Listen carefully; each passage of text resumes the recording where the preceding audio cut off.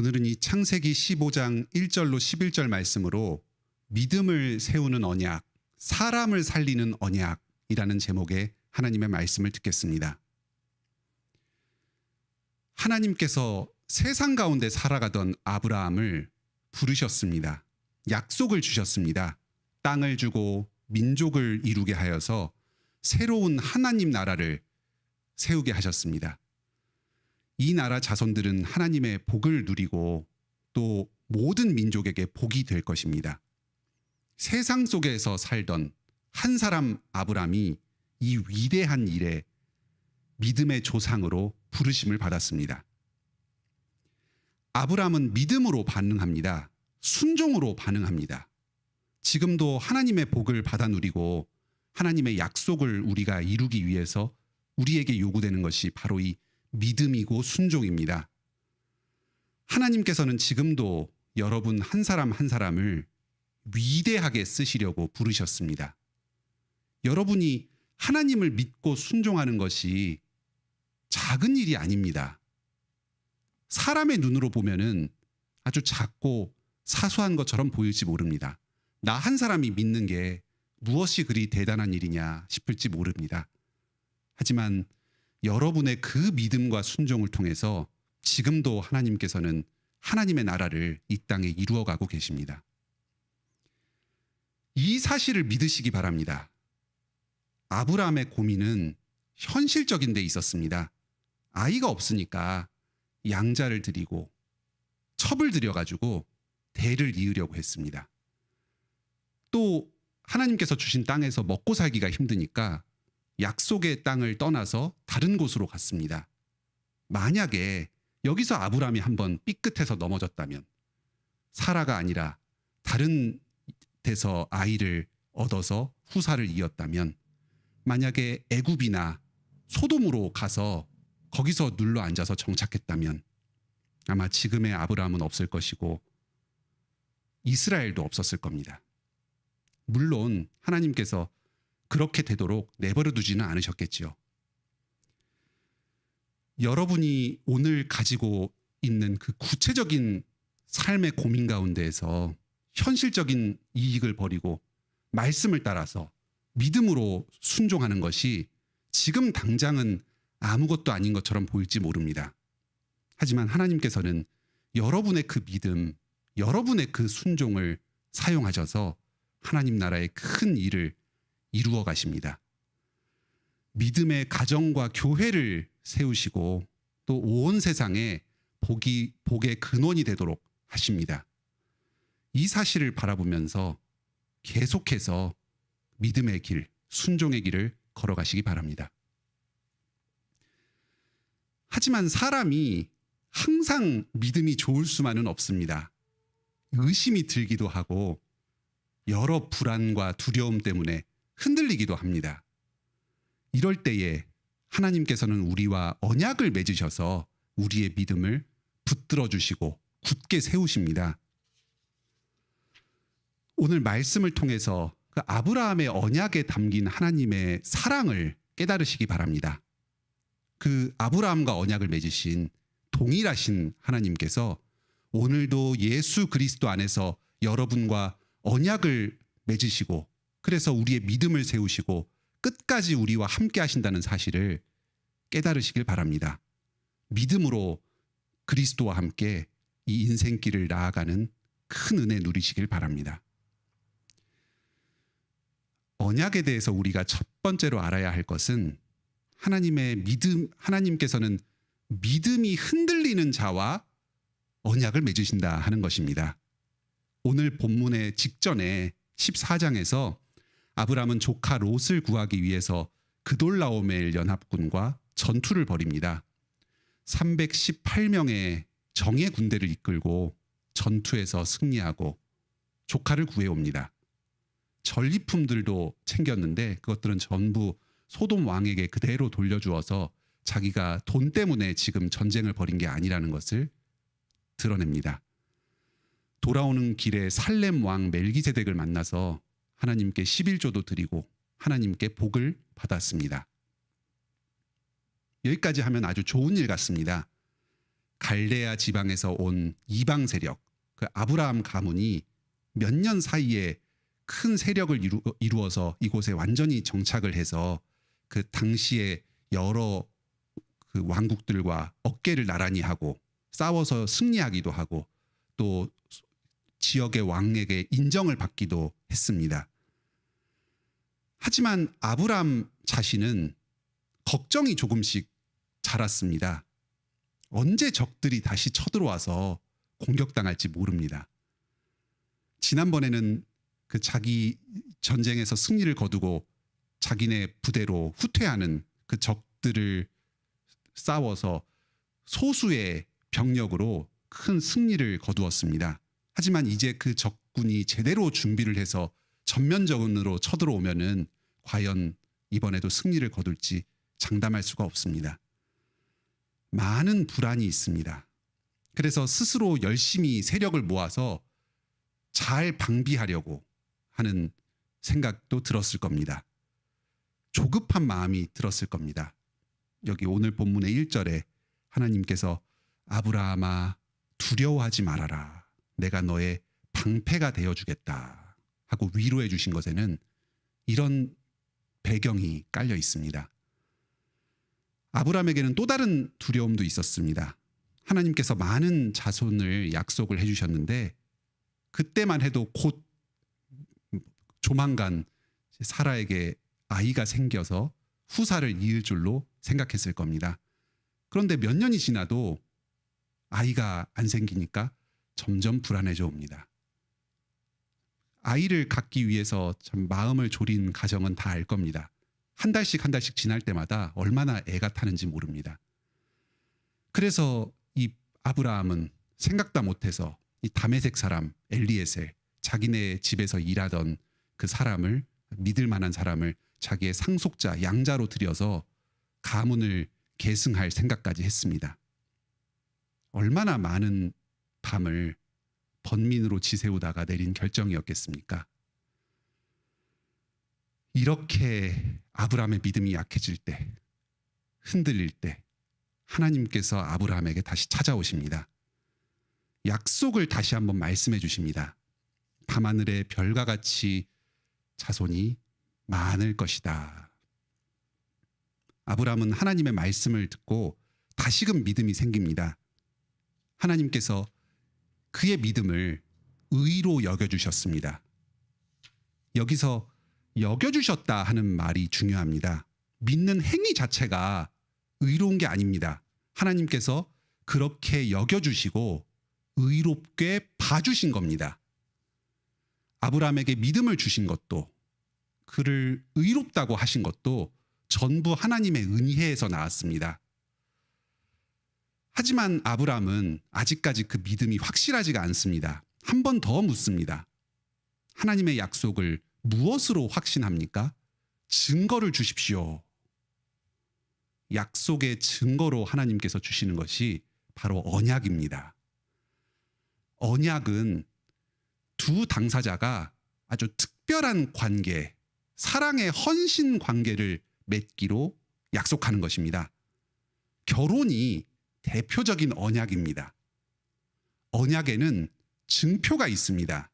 그 약속이 변함없고 확실하게 지켜질 것이다 하는 표식입니다. 우리가 거행하는 그 결혼 예식 자체가 증표가 됩니다. 또 신랑과 신부가 교환하는 반지가 증표가 됩니다. 결혼이 힘들어질 때마다 그 반지를 보면서 한번 만지작거리면서 다시 힘을 내고 결혼 생활을 지속합니다. 무지개도 노아와 하나님이 맺은 그 언약의 증표였습니다. 우리 모두에게는 하나님과 맺은 언약의 순간이 있습니다. 바로 세례입니다.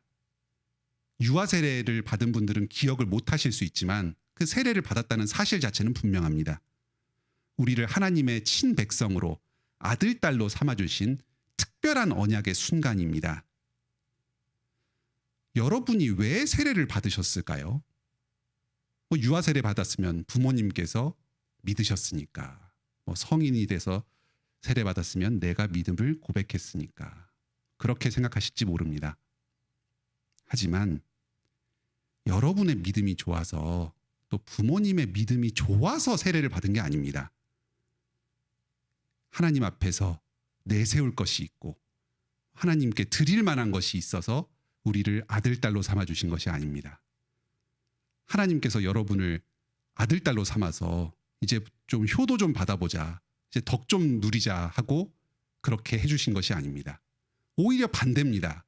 여러분의 믿음이 흔들리니까, 연약해지니까 그 믿음을 붙잡아 주시고 확신을 주시려고 세례를 맺으신 것입니다.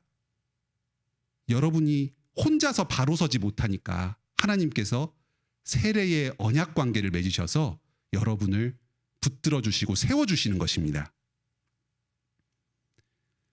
힘들 때, 흔들릴 때, 이 언약의 의미를 생각하면서 다시금 힘을 얻으시기 바랍니다. 내가 믿음이 좋고 잘해서 교회의 회원이 되었고 하나님의 친백성이 아니구나. 오히려 내가 못하니까, 제대로 못 서 있으니까 교회로 불러주시고 아들, 딸로 삼아주셨구나. 이 사실을 기억하시면서 다시 주님을 의지하시기 바랍니다. 또 함께 유아 세례 받은 우리 자녀들, 우리 어린이 청소년들, 또 우리 성도들, 믿음이 흔들릴 때가 있습니다. 연약할 때가 있습니다. 당연한 겁니다. 주님께서 붙들어 주실 것을 바라보면서 사랑으로 너그럽게 대하시면서 말씀으로, 기도로 도우면서 주님께 인도하여 줍시다. 상한 갈대를 꺾지 않으시고 꺼져가는 심지를 끄지 않으시는 주님께서 사랑으로 이들을 인도하시면서 이들의 믿음을 다시금 일으켜 주실 것입니다. 하나님의 언약에 대해서 우리가 두 번째로 알아야 할 것은 하나님께서 언약을 전적으로 책임지신다는 것입니다. 여기 지금 아브라함 앞에서 언약식이 벌어집니다. 암염소, 암소, 수디양, 산비둘기, 집비둘기 이런 것들을 가져와서 반으로 다 쪼갭니다. 비둘기는 작아서 쪼개기가 힘드니까 그냥 놔둡니다. 그 쪼갠 부분을 기준으로 해서 앞뒤 일렬로 고기를 쭉 땅바닥에 늘여놓습니다. 가운데 쪼갠 것을 이렇게 펼쳐가지고 한 줄로 쭉 늘여놓습니다. 그리고 언약의 두 당사자가 그 고기의 쪼갠 부분 사이로 난 길을 따라서 앞으로 쭉 행진을 합니다. 결혼식 끝나고 신랑 신부가 행진하는 것이랑 좀 비슷합니다. 근데 여기에는 무서운 의미가 담겨 있습니다. 둘 중에 누구든지 이 언약의 의무를 깨뜨리면 지금 이 고기가 반으로 잘린 것처럼 반으로 잘려서 죽게 될 것이다. 이런 조금은 엽기적인 의미가 담겨 있습니다. 아주 무서운 서약을 맺고 있는 것입니다. 그만큼 언약은 목숨을 걸고 진지하게 하는 것입니다. 그런데 여기 잘 보면 일반적인 언약식하고는 조금 다른 점이 있습니다. 12절에 언약식을 맺는데 그 언약식 맺기 시작하면서 아브라함을 그냥 옆에다가 재워놓고 시작을 하십니다. 당사자가 깨어서 맺어야 할 텐데 그냥 한 사람은 그냥 재워놓고 하나님 혼자서 언약식을 거행하십니다. 아브라함이 잠들어 있는 상황에서 자고 있는 그에다 대고 말씀하십니다. 애굽에서 포로 생활을 하다가 400년 만에 다시 약속의 땅으로 돌아오게 하겠다. 아브라함에게 약속하신 그 땅을 주신다는 약속이 그의 생전에는 이루어지지 않고 죽고 나서도 한참 뒤에 몇백 년 있다가 이루어지겠다. 이미 그렇게 말씀을 하신 겁니다. 아브라함 입장에서는 좀 실망스럽겠죠. 너무 오래 기다려야 되니까 좌절할 수가 있으니까 약속이 반드시 이루어진다 하는 것을 이 언약의 예식으로 확증을 하십니다. 연기와 횃불이 나옵니다. 눈에 보이지 않으시는 하나님이 임재하시는 표시로 구약에서는 연기, 불, 구름, 바람, 천둥 이런 것들이 등장합니다. 지금 이 연기와 횃불이 하나님께서 이 자리에 임재하고 계신다 하는 것을 보여줍니다. 하나님의 영광의 횃불이 혼자서 홀로 아브라함은 재워놓고 그 쪼갠 고기 사이로 지나갑니다. 하나님께서 혼자서 이 언약을 다 책임지겠다 하시는 겁니다. 만일 아브라함이 언약에 충실하지 않아도 언약을 어긴다 하더라도 그는 죽지 않을 것이다. 내가 죽겠다 하시는 겁니다. 하나님은 우리와 맺으신 언약을 전적으로 혼자서 책임지십니다. 언약에는 약속과 의무가 있습니다. 자손을 주고 땅을 주고 복을 주겠다. 이게 약속입니다. 그러니까 너희는 나만 섬기고 내 말에 순종해라. 이게 의무입니다. 아브라함의 후손들은 이 복을, 약속의 복을 다 누렸습니다. 하지만 순종하지는 않았습니다. 우상을 섬겼고 말씀을 어겼습니다. 언약 관계를 깨뜨렸습니다. 이 짐승과 같이 반으로 쪼개져야 했습니다. 하나님은 이 모든 죄에 대한 책임을 자기가 직접 지십니다. 생명보다 귀한 하나님의 아들, 독생자 예수 그리스도를 보내셔서 그분께 모든 언약의 저주를 내리셨습니다. 원래 우리가 죄인이고 원래 우리가 반으로 쪼개져야 할 자들인데 예수님께서 십자가에 못 박히셔서 도살장의 어린 양처럼 그렇게 죽으셨습니다. 여기서 끝이 아닙니다. 성령의 능력으로 죽음을 이기시고 부활하셨습니다. 그리고 우리에게 성령을 주십니다. 한량없는 성령의 은혜를 부어주셔서 우리가 마음을 다하여서 하나님을 섬기고 말씀에 순종하도록 만드십니다. 언약의 의무를 용서해 주실 뿐만 아니라 그걸 실제로 이룰 수 있도록 능력을 주십니다. 이렇게 예수님께서 저주도 받으시고 성령으로 언약을 행할 능력도 주셔서 우리가 언약을 완전히 이루도록 우리를 붙잡고 끌고 가시는 겁니다. 이런 그리스도의 십자가의 놀라운 비밀을 당시의 아브라함은 다 알 수는 없었습니다. 하지만 한 가지는 분명히 알았습니다. 하나님의 언약은 영원하다. 나는 이 언약을 못 지키지만 하나님께서는 하실 것이다. 이것을 믿고 나간 것이 아브라함의 믿음이었고 대단한 점이었습니다.